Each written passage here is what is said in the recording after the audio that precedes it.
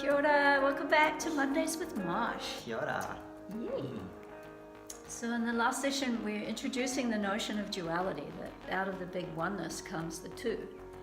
And another way to see that notion of duality in the context of spiritual life is that we have our soul spirit, which I am putting here up in the light section. It's like the bigness of who we are, the significance of our life journey, the path of evolution, which is guided by the light of our own soul. That soul is carried around by the vehicle of the body. So our bodies and our physical dimension is the earthing place for the light of our soul. And as we create this stronger connection between the energy of who we are, the light of who we are, the flow of who we are, and the radiance of who we are, we start to land our soul purpose in our physical dimension and day-to-day reality. And I know in our conversations with Moshe, he was telling me how his life pre and post yoga was pretty different, right? Oh yeah. Yeah. Oh, yeah. So, wait, I don't know where we're going Well, with you know, this. just yeah. Like, when do you feel that your soul came knocking on your door?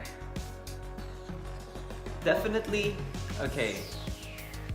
Before yoga, I never knew that, never in a million years would I have thought that I would get into the spiritual lifestyle or being a yoga teacher. It was a complete 180-degree change for me. Exactly. And it's because it was the point in my life where I realized where my plans are just not working anymore.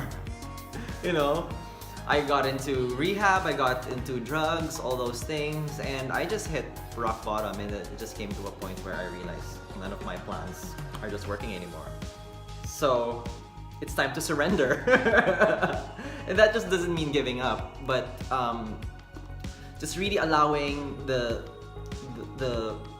this energy that allows these planets to rotate around the sun to work in my behalf as well, you know. Because flowers don't try to bloom, they just bloom. You know, birds don't try to fly, they just fly. And I believe this this type of, you know, cosmic energy that works in the flower's behalf and the bird's behalf can work for me too. And it's true. That's sort of what I just did. Just really letting go. That's all you really need to do. And the universe will always work in your behalf. And that was one of the biggest lessons for me, to just allow the soul's purpose to unravel itself and let go of me swimming against the current of that, you know. And so, you know, when we have these big transitions in our lives, big wake-up calls, like that is the soul's. You know, when we have something that's shaking us up and rattling us around, then it's this higher sense of ourselves that's trying to get through and form this, you know, little body and this physical reality. So as we do practices for managing and steering the energy of who we are, like our yoga practice or our meditation or our mindfulness or our qigong or whatever it is that helps us to bring the mind in and gather our thoughts and connect with what is calling us. So the soul is always calling us. It's the thing that's like, hello.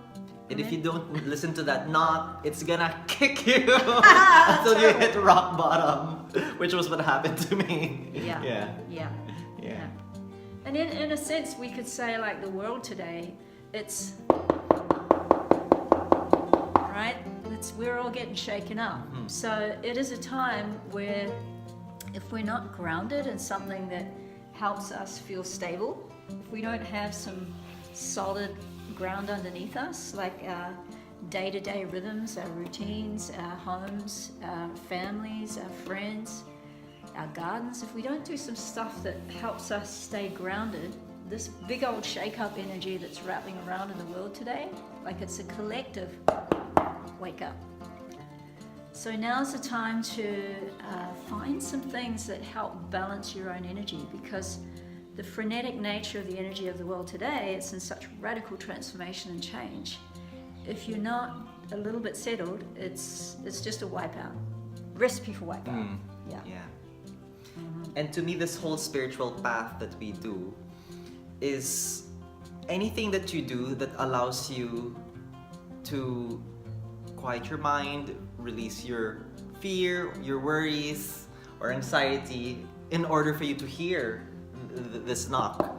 Because it's always there knocking, it's always there calling. It calls to everyone. The only difference is, are you listening? You know, some people don't listen, some people do. Yeah. And to me, that really is basically the spiritual path. Any form of practice that we do that will allow us to hear better, to hear clearly. Yeah. Beautiful.